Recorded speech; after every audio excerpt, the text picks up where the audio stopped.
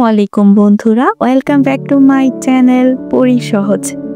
তো বন্ধুরা, আজকে তোমাদের জন্য অনুপ্রেরণামূলক একটি নতুন ভিডিও নিয়ে হাজির হলাম। তো চলো শুরু করা যাক। অনেকেই আছো ফেল করে মাথায় হাত দিয়ে বসে আছো, আমার ভবিষ্যৎ কি হবে, আমি কি আর সামনে এগোতে পারবো না, তাহলে কি এখানে আমার জীবন থেমে যাবে?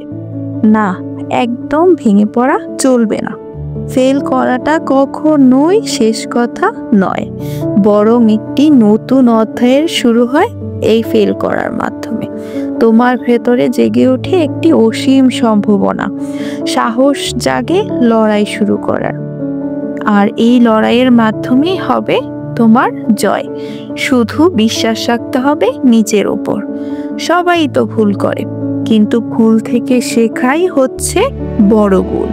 তাই তোমাকে ভুল থেকে, তোমার এই যে ফেল যে করলে ওইটা থেকে তোমাকে শিখতে হবে যে আমি একবার হেরে গেছি, তো আমাকে ভেঙে পড়লে চলবে না, আমাকে এই ভুলগুলোকেই শক্তিতে পরিণত করতে হবে, তারপরে আমি সাফল্যের মুখ দেখতে পারবো।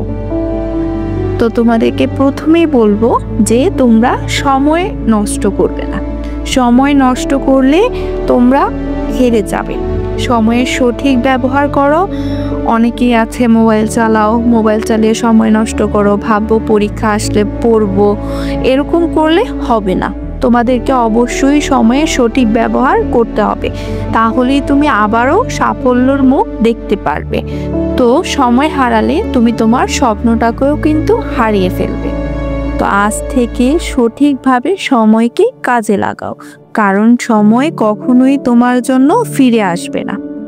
তারপরের কথা হচ্ছে পরিকল্পনা করো। পরিকল্পনাই তোমাকে সফলতার পথে নিয়ে যাবে। সঠিক পরিকল্পনায় তোমাকে যে কোনো বাধা থেকে বেরিয়ে আসতে সাহায্য করবে। তারপর মনোযোগ সহকারে পড়ো। মনোযোগিতাই তোমাকে শক্তি জাগাবে। মনোযোগ দিলে তোমার জ্ঞানও বৃদ্ধি পাবে, তোমার জয় হবেই হবে। একটানা পড়বে না, বিরতি নাও। পড়ার মাঝে বিরতি নাও, কিন্তু সময় নষ্ট করে বিরতি নেওয়া যাবে না। সঠিক বিরতি তোমাকে একটি নতুন শক্তি দেবে। ক্লান্ত হয়ে কখনোই থেমে যেও না। চেষ্টা করলে তোমার সফলতা অবশ্যই আসবে।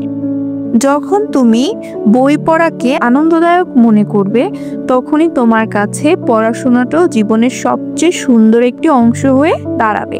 তাই তোমাকে অবশ্যই পড়াশোনার প্রথমে বইটাকে নিজের বন্ধুত্বের মতো দেখতে হবে, নিজের বন্ধুর মতো দেখতে হবে। লজ্জা ভেঙে ফেলো। লজ্জা ভেঙে তোমার টিচারকে প্রশ্ন করো, কারণ তুমি যত বেশি প্রশ্ন করবে তত বেশি জানতে পারবে। আর জানার ইচ্ছাটাই হচ্ছে সবচেয়ে বড় শক্তি। তুমি যত বেশি জানবে তত বেশি নতুন কিছু শিখতে পারবে। নিয়ম মেনে কাজ করলেই তোমার স্বপ্ন আরো বেশি সহজ হয়ে যাবে। তাই যে কোনো কাজ করা আগে ওইটা নিয়ম মেনে তারপর কাজটা করবে। তোমার এই পরিশ্রমই তোমাকে সফলতা এনে দেবে। বন্ধুদের সাথে মিলেমিশে একসাথে পড়াশোনা করো, ওইটা আরো বেশি মজার এবং ফলপ্রসূ। কারণ সবার মাথায় একরকম জ্ঞান থাকে না। তোমার আরেক বন্ধুর মাথায় তোমার থেকে কম বা বেশি জ্ঞান থাকতে পারে। এক্ষেত্রে ওর মাথার যে জ্ঞানটা তোমার মাথার জ্ঞানের সাথে যদি অ্যাডজাস্ট হয়, তাহলে তোমাদের জ্ঞানটা আরো বেশি বেড়ে দ্বিগুণ হয়ে যাবে। তো বন্ধুদের সাথে একসাথে গ্রুপ ওয়ার্ক করার চেষ্টা করো।